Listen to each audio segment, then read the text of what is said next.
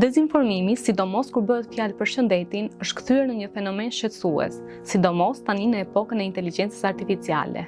Duke filluar nga kurat mrekullibërse tek lajmet e rreme në lidhje me vaksinat, shumë informacione po qarkullojnë në rrjet, të cilat nuk janë të sigurta. Për të folur më shumë në lidhje me këtë fenomen dhe për të marrë disa këshilla se si ne të dallojmë një lajm nëse është i rrem apo i vërtet, kemi të ftuar menaxherin editoriale të Faktoje, Ajmona Voglin. Kur flasim për dezinformim, flasim për një problematikë të madhe. Sa më shumë element emocional, sa më i bujshëm lajmi, sa më shumë frikë, panik, emocione të forta të shkaktoj, aq më shumë është i prirur të besohet nga individët. Janë skema të cilat shfaqen, shpeshherë përdoren mjetet e teknologjisë, pra burimet e AI, për t'i krijuar qoftë si video, qoftë si lajme. Janë individ të pacertifikuar për të dhënë këshilla mjekësore. Kjo është diçka që ecën, kjo merr klikime. Një personazh të njohur i mbivendosin një tekst të prodhuar nga inteligjenca artificiale, të qenë skeptik për gjëra që janë shumë mira për qenë vërtet dhe shpeshherë nuk janë vërteta. Dezinformimi është një element që nuk është sot dhe nesër nuk do jetë më. Prandaj është e rëndësishme që institucionet, ata që kanë në thelb edhe mbrojtjen e jetës së qytetarëve, të njohin këto problematika dhe të zhvillojnë në platë në afagjat strategji, por edhe ndërhyrje ligjore. Ajmona, faleminderit që pranuat ftesën të jeni sot me ne në podcast. Faleminderit shumë. Është kënaqësi dhe është vërtet e rëndësishme që të flitet sa më shumë, sidomos kur bëhet fjalë për dezinformimin. Ju vini nga një prej organizatave më të rëndësishme në Shqipëri për kontrollimin e fakteve, fact-checking si snihet. Sa i përhapur është dezinformimi në Shqipëri? Konkretisht, ai shëndetësor, sa zë hapësirë në krahasim me temat e tjera? Kur flasim për dezinformim, flasim për një problematikë të madhe dhe jo vetëm në Shqipëri, por në gjithë hapësirën, qoftë atë rajonale, por edhe ndërkombëtare. Mund të them që është një ndër problematika më të mëdha dezinformimi, pasi sot duke qenë se nuk është vetëm media ajo që ofron informacion. Pra informacioni tashmë kontrollohet dhe furnizohet nëpërmjet platformave, rrjeteve sociale. Informacion nuk është vetëm një lajm që është i pavërtet, por është një foto, është një video.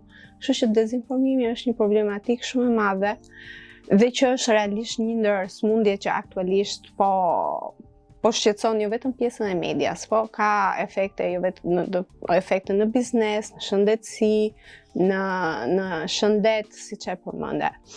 Dezinformimi në Shqipëri ka format e ndryshme, ka formën e propagandës, ka formën e lajmeve ose deklaratave të pavërteta, ka formën e premtimeve të pambajtura, po ka formën edhe të pretendimeve të pavërteta ose të manipuluara që qarkullojnë online, qoftë për efekt clickbait, qoftë për efekt përfitimi financiar, qoftë edhe për efekt të një manipulimi të audiencës për qëllime të ndryshme siç janë skemat ose ato që mund të njihen edhe si përfitime financiare nëpërmjet suplementeve dhe shpeshherë cënojnë shumë shëndetin.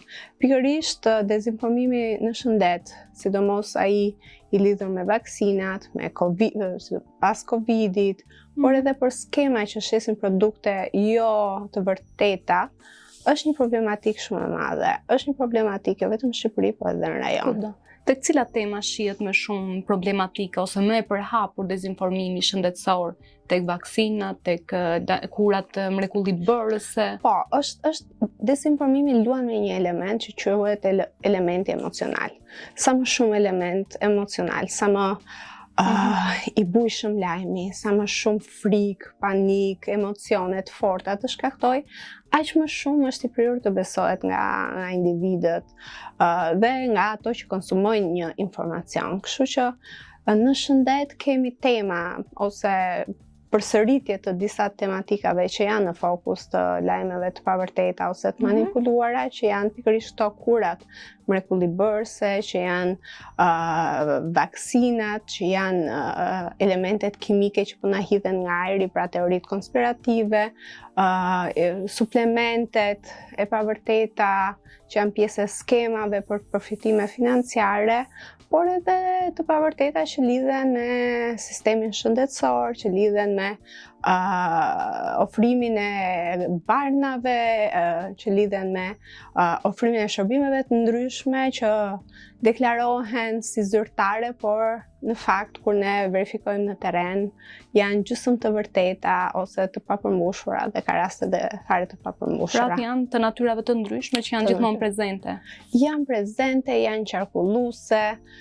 Një veçori, sidomos e elementit të shëndetit është që janë skema të cilat shfaqen, shpeshherë përdoren mjetet e teknologjisë, pra burimet AI, për t'i krijuar qoftë si video, qoftë si lajme, qoftë duke ndërtuar një strukturë lajmi, një faqosje, sikur i përket një media që mund të jetë media kombëtare, dhe riciklimi ose shpërndarja është e madhe pikërisht sepse siç thash, prek atë pjesën emocionale, premton një kur për sëmundje të cilat realisht shpeshherë duan një proces të gjatë kurimi dhe që nuk është se zgjidhen me një pilulë ose me një lëng çuditëbërës. Pra në fakt këtu doja të ndaleshim edhe pak më gjerë nga praktika juaj e përditshme dhe nga verifikimi i fakteve që ju bëni.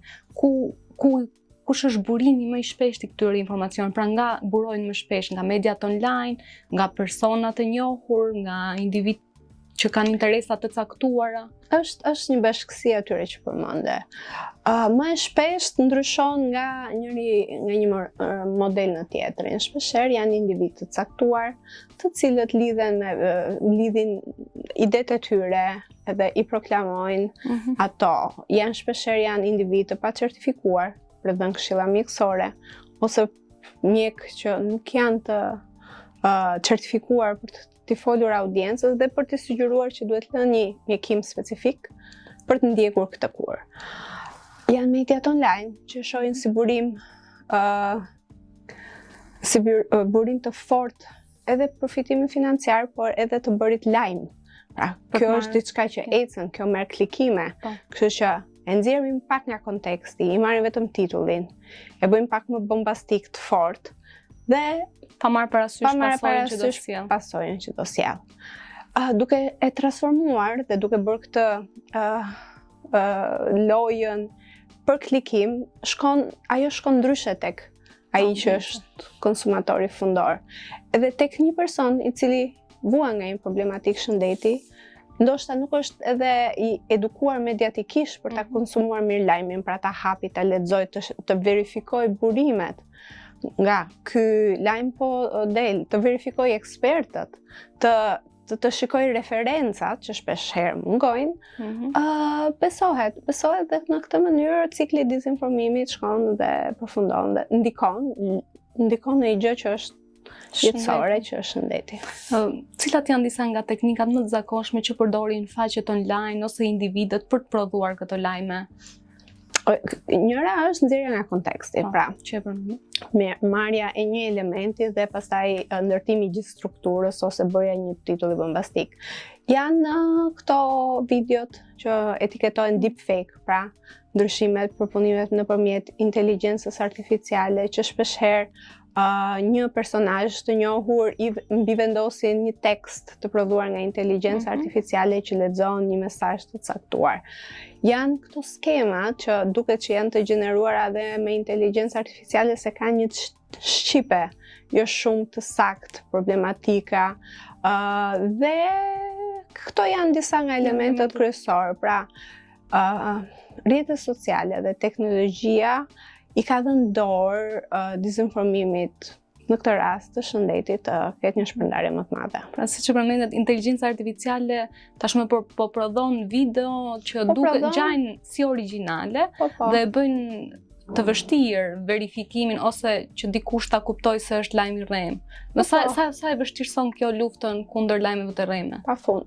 E vështirëson. Pafund, e vështirëson pafund. Është sepse edhe shpërndarja e tyre është e madhe, është një cikël, pra ato funksionojnë që mund të kenë një bazë ose një burim dhe pastaj funksionojnë si satelit në riprodhimin në faqe të ndryshme në rrjetet sociale. Shpërndarja nëpërmjet jo vetëm platformave, por edhe kanaleve, për shembull ti e dërgon në Messenger, ja dërgon mamit shiko këtë ose një shoqe. Pra, shpërndarja bëhet e pakontrollueshme, edhe verifikimi bëhet gjithmonë edhe më i vështirë për të bërë, pasi sasia e informacionit është e madhe,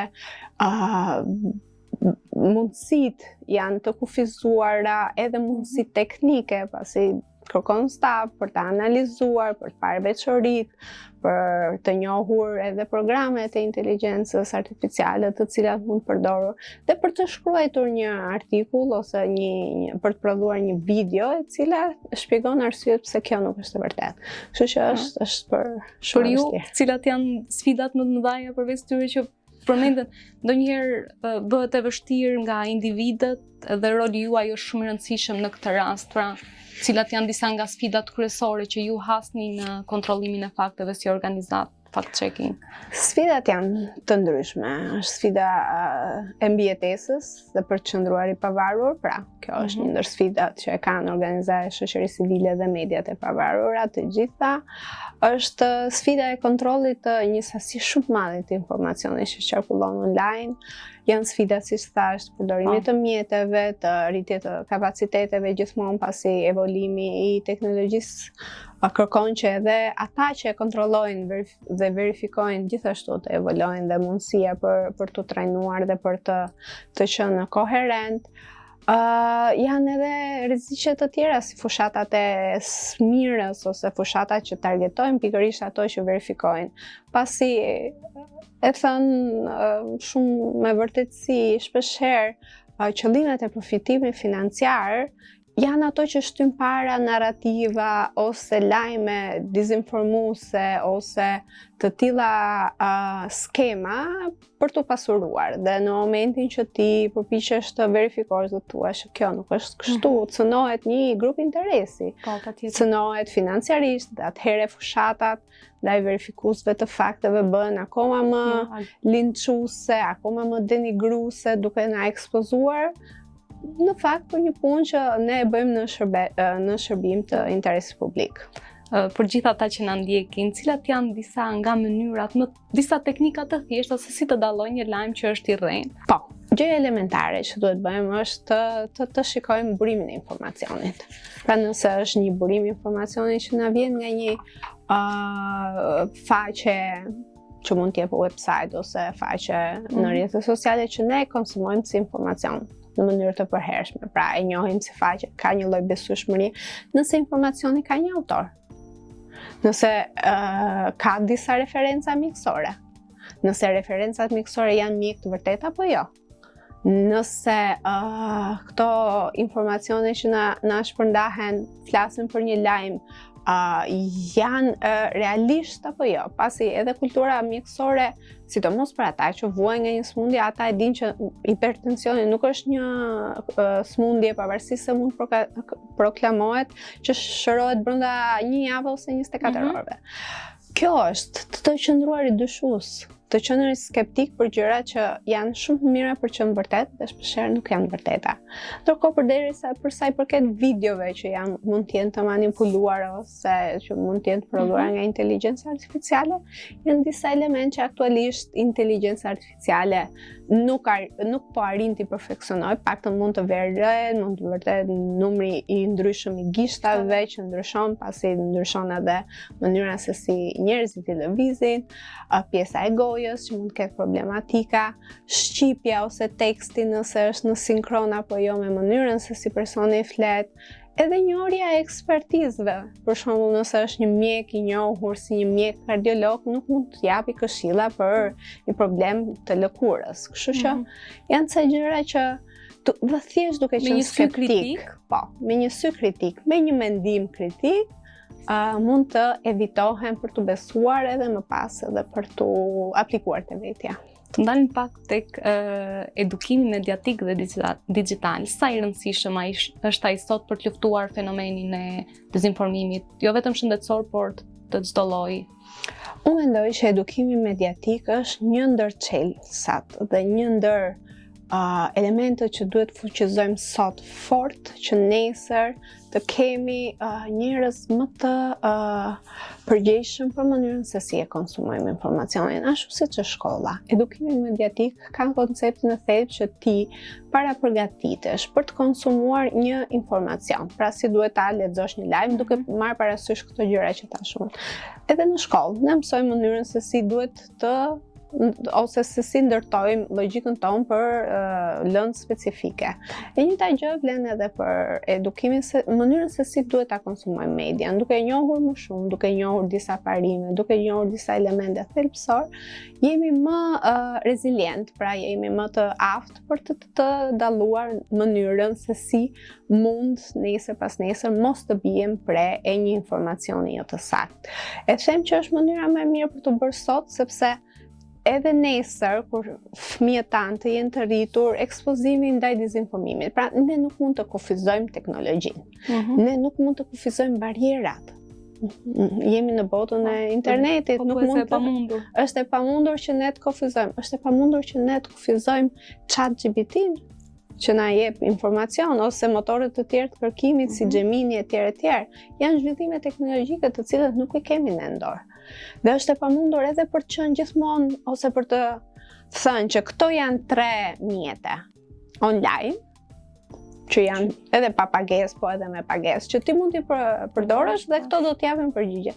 Nuk e bëjmë dot. Është një gjë në zhvillim. Ama ajo çfarë ne e kemi gjithmonë me vete, s'kemi internet.